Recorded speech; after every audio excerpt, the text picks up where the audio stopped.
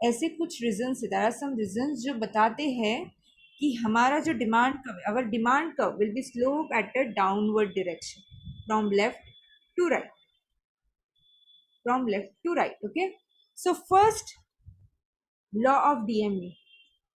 Okay, so in law of DMU what you understand, जब हमने law of DMU पढ़ा था तो हमें एक चीज समझ में आई थी, we understand one thing, that is consumption in होगा. Okay, whenever the consumption will be increase, marginal utility will be diminishes. जैसे जैसे हम लोग ज़्यादा प्रोडक्ट कंज्यूम करने लगेंगे, मार्जिनल यूटिलिटी क्या होगी, डिमिनिश होगी. तो यही चीज़ है, this is the one of the reason which always stating that कि डिमांड कर्व हमेशा डाउनवर्ड स्लोप होता है, downward means it is going downward position. Why? Because first reason है law of DMU. Law of DMU में we can also see that कि अगर कोई इंसान, एनी वन कंज्यूमर, ओके, अगर वो ज़्यादा 1 to 1 लगातार कंटिन्यूसली प्रोडक्ट कंज्यूम करते रहेगा तो what happen in the next time, वो उस प्रोडक्ट के बारे में नहीं सोचेगा. फॉर एग्जाम्पल कि हम लोग ने एक पेन यूज़ किए, ओके, दैट इज सेलोग्रिफो. हमें लगा कि it is good, it is good, but हम लोग ने नेक्स्ट टाइम भी वो यूज़ किया, हमें अच्छा लगा. थर्ड टाइम भी हम लोग ने सेलोग्रिफर यूज़ किया, हमें अच्छा लगा. फोर्थ टाइम भी हम लोग ने सेलोग्रिफर यूज़ किया, अच्छा लगा. बट हमारा जो मार्जिनल यूटिलिटी है, मतलब जो सेटिस्फैक्शन है सेलोग्रिपर या कोई भी पेन को लेके जो हम लोग लगातार यूज़ कर रहे हैं, वो डिमिनिश होती जा रही है. और फिर हम लोग नेक्स्ट टाइम क्या करेंगे, सिक्स्थ टाइम जो पेन हम लोग पहले यूज़ कर रहे थे, फॉर एग्जाम्पल सेलोग्रिपो, सो हम लोग वही पेन फिर से यूज़ नहीं करेंगे. We will not use that same pen, we will go with another brand of pen, because हम लोग की जो कंजम्पशन पावर है, मार्जिनल यूटिलिटी है, satisfaction power, it getting diminished. तो यहाँ पे डिमांड डिक्रीज हो जाती है क्योंकि हम लोग एक ही प्रोडक्ट अगर यूज़ करते हैं बार बार तो हम लोग की सेटिस्फैक्शन लेवल कम हो जाती है. इसकी वजह से हम लोग वही प्रोडक्ट के लिए डिमांड ऑटोमेटिकली कम करते हैं. Our demand is getting decreased.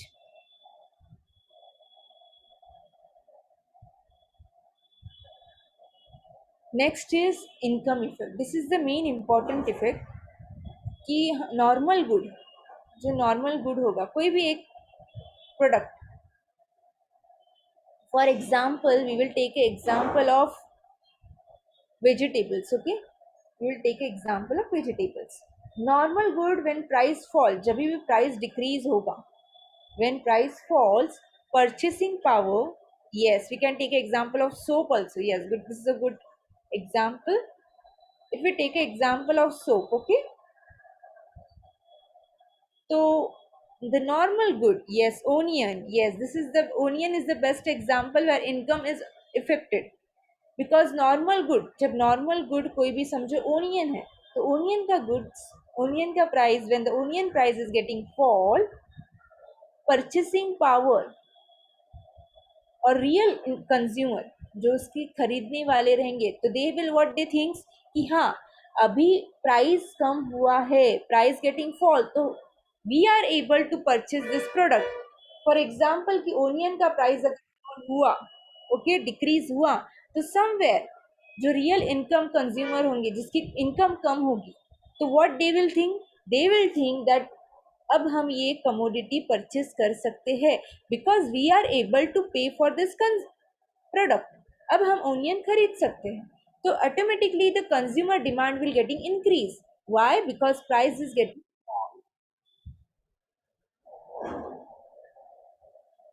तो यहाँ पे एक होता है इनकम इफेक्ट. अगर इनकम समटाइम व्हाट हैपन कि इनकम राइज हो जाए, इनकम अगर बढ़ जाए, तो what happen, we will go with a new products. अगर इनकम, इंसान की इनकम बढ़ जाए तो व्हाट ही विल थिंक कि हाँ हमें जो प्रोडक्ट खरीदना था हम वो प्रोडक्ट खरीद सकते हैं, we will purchase that product because now our income is getting rise. तो यहाँ पे भी डिमांड इंक्रीज हो जाता है. तो इट्स ऑल अपॉन कि इनकम इंसान की कितनी है. इट्स ऑल अपॉन कि अगर इंसान की income, the person income will get increased. If the person income will get increased, तो ऑटोमेटिकली वो ऐसे प्रोडक्ट परचेस करेगा. ही और she will purchase that product कि उसे वो प्रोडक्ट परचेस करने की विलिंगनेस थी, डिजायर थी. तो automatically demand will get increased. और अगर प्राइस फॉल हो जाए तो भी एक इंसान, any one person, what they will think कि हाँ अब हम परचेस कर सकते हैं प्रोडक्ट, तो डिमांड विल इंक्रीज. तो यहाँ पे income is the main effect, because income is only the thing कि जिसके बारे में इंसान सोच सकता है, और वो हमेशा फ्लक्चुएट होती रहती है. इनकम सेम नहीं रहती, कम ज़्यादा होती रहती है. यस और no students? Yes.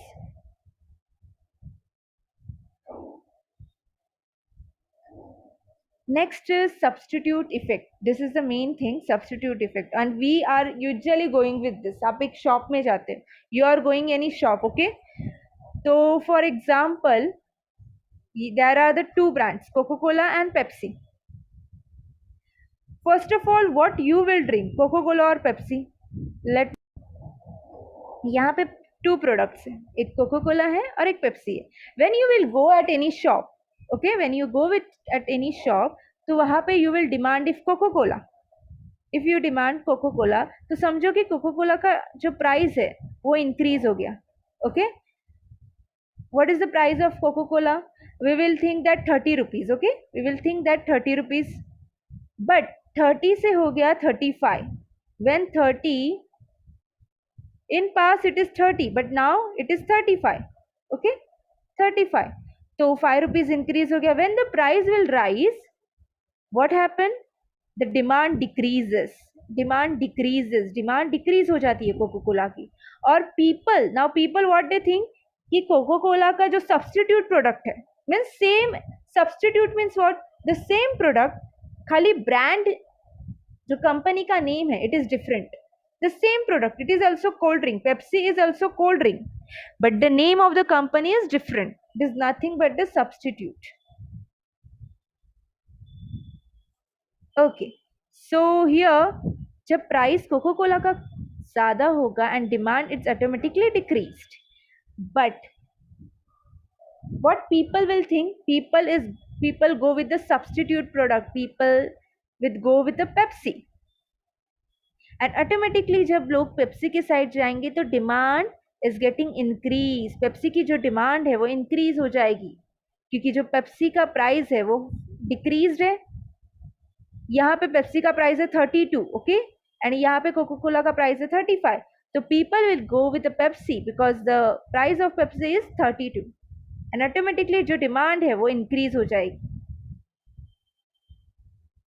So it is nothing but the substitute. यहाँ पे सब्सटीट्यूट प्रोडक्ट मार्केट में बहुत मायने रखता है. When you use, okay, multipurpose use में the main thing that is electricity. We can take example of electricity. Electricity used one commodity. जब एक commodity means what, electricity is the one commodity, one product, and when the one product is used for the different uses, okay, or we can take an example of milk. Okay, we can take an example of milk.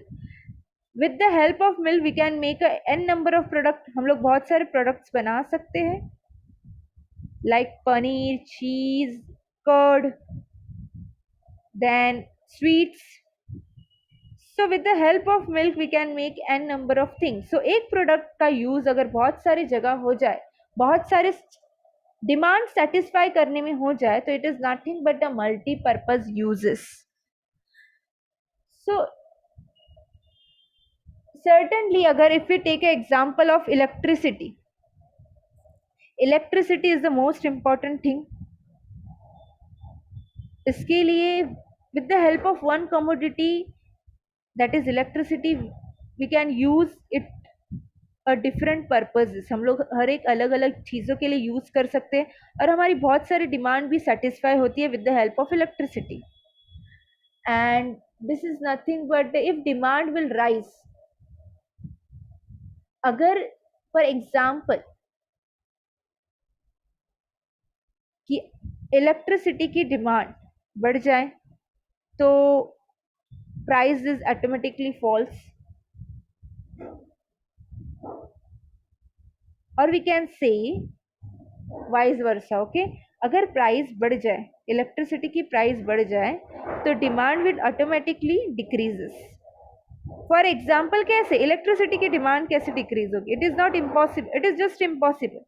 Yes it is possible because हम लोग अक्सर in our daily uses, okay, जब हम लोग को पता चलता है कि लाइट्स के जो बिल है, okay, our electricity bill is getting increased, तो what your parents told to you कि don't use electricity so much, switch off the fans, use less electricities.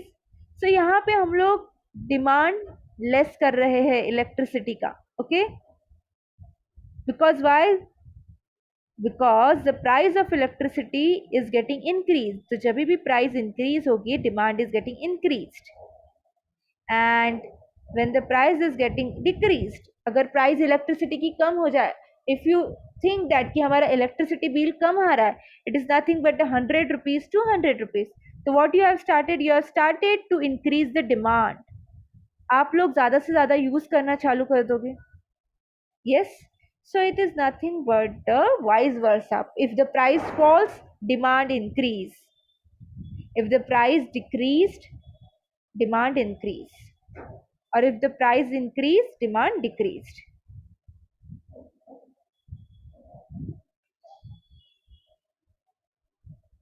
Okay, now next is new consumer. Obviously the new consumer matlab the new person who want to excited to purchase that good. मैंने अभी बोला था कि there are n number of consumer, आप में से भी कोई ऐसा होगा कि who want to purchase the new product। आपने कंपनी में या फिर you watched some advertisement in TV, कुछ advertisement आपने टीवी पे देख ली है, so you are very eager to purchase that thing, but उसकी जो प्राइस है बहुत हाई है, okay। if you take an example of any mobile phone, okay, any mobile phone that we can take an example of, okay, I will ask to you which, so if iPhone, when you heard that ki iPhone ki price is getting less, is getting fall, that is nothing but 13,000, it is 50%, मैंने half कर दिया है, okay, because the price of iPhone I think 32 or 36, but 13,000 we are also getting the iPhone in 13,000। so yes, if the हम लोग को पता चला कि iPhone we are getting in a 13,000 rupees, तो ऑटोमेटिकली जो न्यू कंज्यूमर है वो अट्रैक्ट हो जाएंगे कि हाँ अभी ये प्राइस फॉल हो गई है, डिक्रीज हो गई है, तो we can able to pay और we can able to purchase this product. तो डिमांड यहाँ पे ऑटोमेटिकली इंक्रीज हो जाएगी और न्यू कंज्यूमर वो प्रोडक्ट को लेके बहुत अट्रैक्ट हो जाएंगे। तो new consumer is also important कि जब प्राइस फॉल होती है automatically new consumer getting attract toward the product and demand will increase. Okay, now this is for you. Demand having 5 types. The first is direct demand. We will go with the first one, that is direct demand. Okay, now what is direct demand? When you go at any shop, जब आप कोई भी एक shop में जाते हो, एक any cloth shop, okay, कोई भी एक क्लोथ शॉप में जाते हो, तो what you will demand? Cloth. आप ऐसे बोलते हो आई वांट कॉटन, मुझे पहले कापूस चाहिए, then I want machinery, then afterward मैं यहाँ पे क्लोथ्स बनाने बैठूंगी, यहाँ पे मैं कपड़े बनाने बैठूंगी। नो ना, what you will do, you will demand for cloth, directly demand for a cloth। So this is nothing but the direct demand. Whenever you are demanding any product, when you are demanding any product for satisfying your wants directly, okay, directly, it is nothing but the direct demand. Okay, you are the given me the example also, Siddharth, of cloth brands. Okay, good. Afterward, in a grocery shop, आप grocery shop में salt लेने जाओगे, नमक लेने जाओगे, you go to purchase for salt.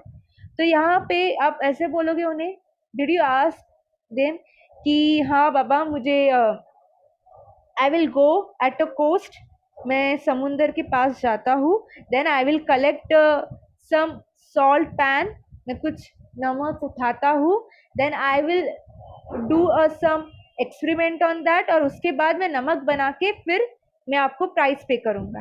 ऐसे सब आप बोलते हो. No, what you will demand, you will demand for directly salt, कि मुझे I want 1 packet of salt. Yes, so this is nothing but the direct demand. When you are demanding directly for satisfying your wants, it is nothing but the direct demand.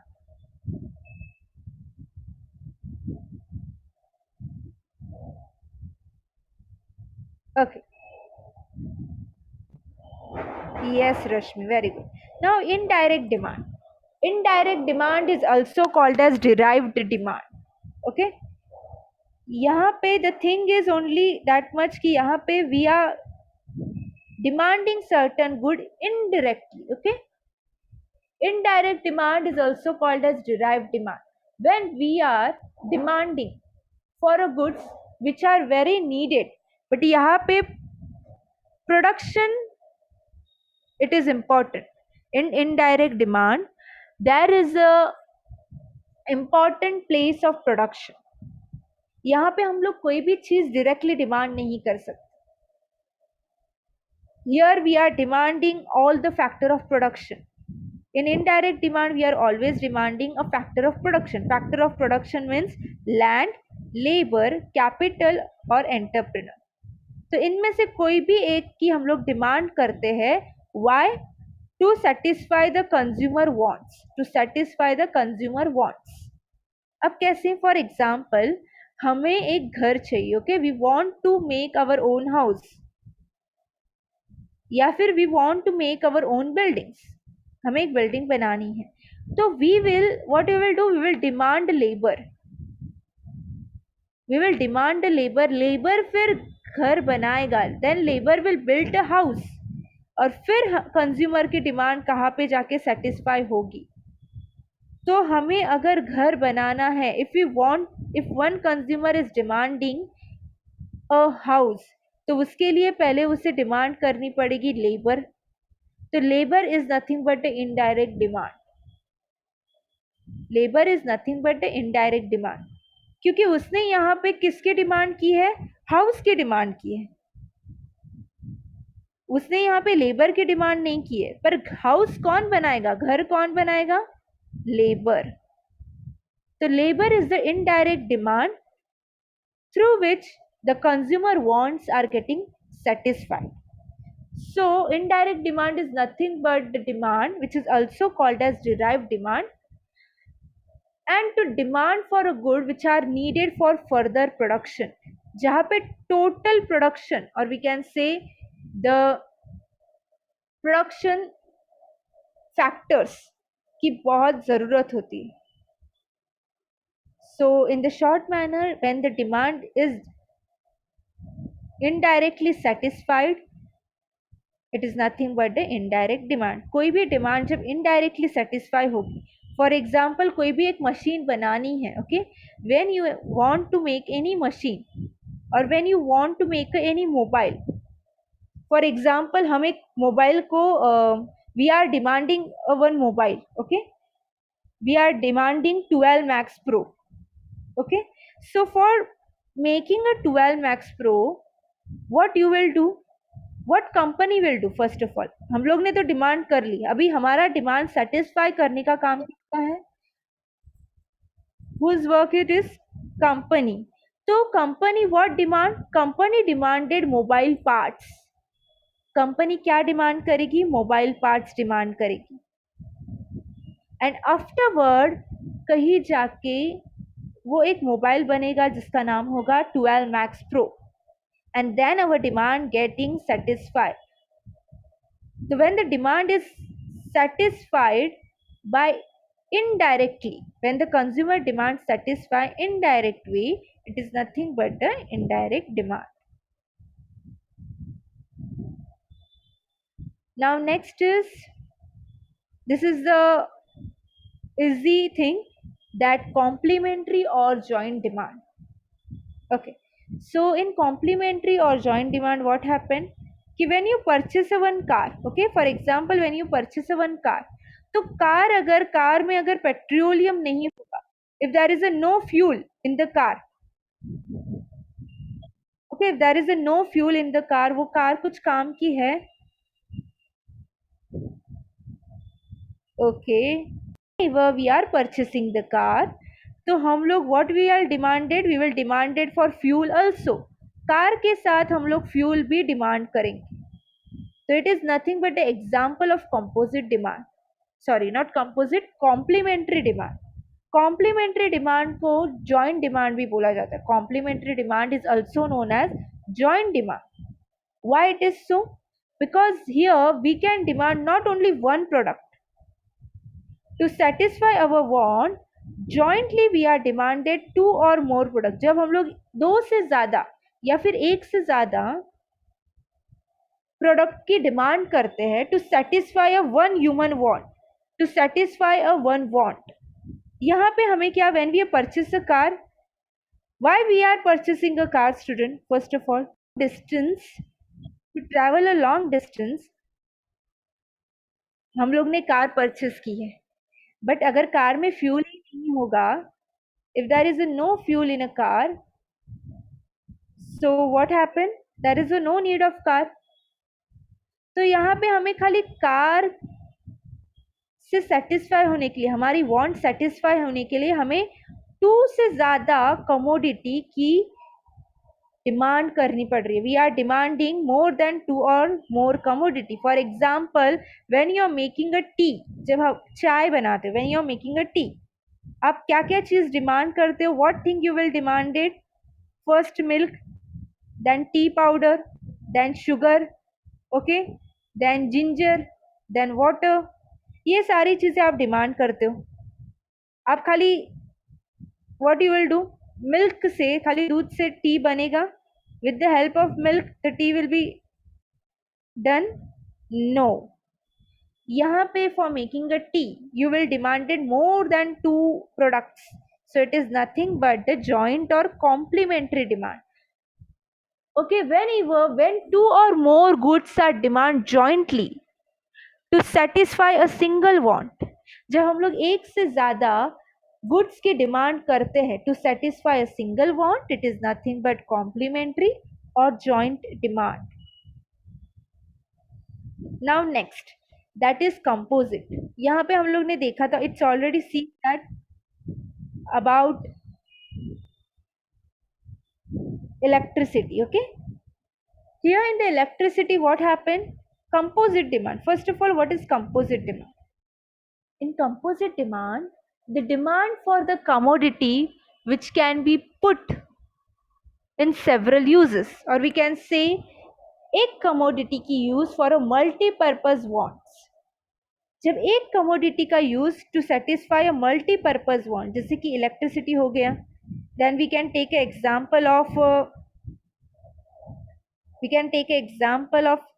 milk, okay, or we can take an example nowadays, water is also used for a multi-purpose uses.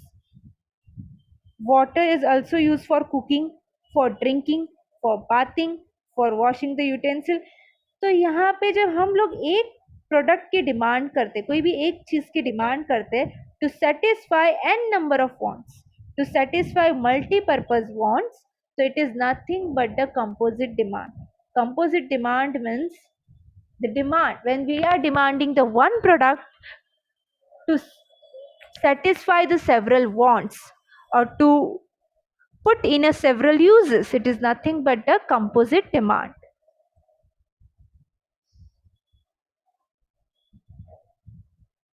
Now the next is competitive demand. Yes, competitive demand, it is very interesting actually. That is substitute हम लोग ने देखा था substitute effect में, that is Coca Cola and Pepsi. Okay, both are cold drink, Coca Cola and Pepsi both are cold drink, but खाली brand के name change है.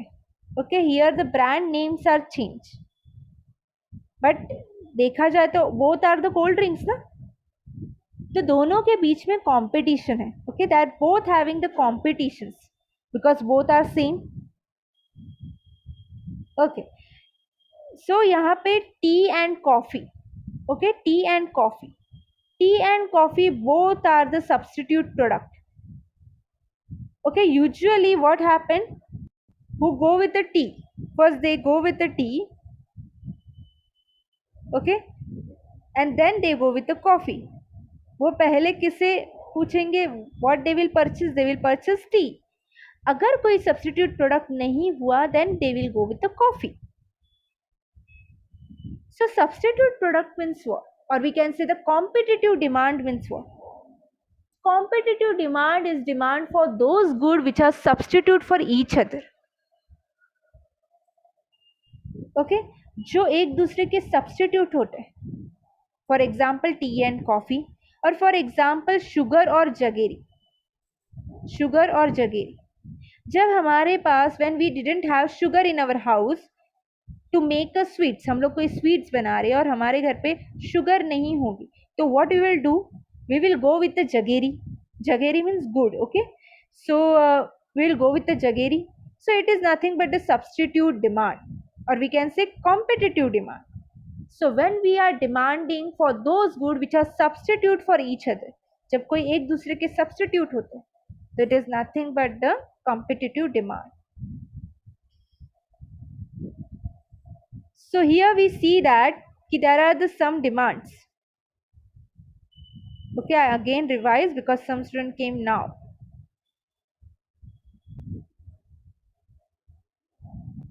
Okay, so we have also seen direct demand. Direct demand means what? Which we are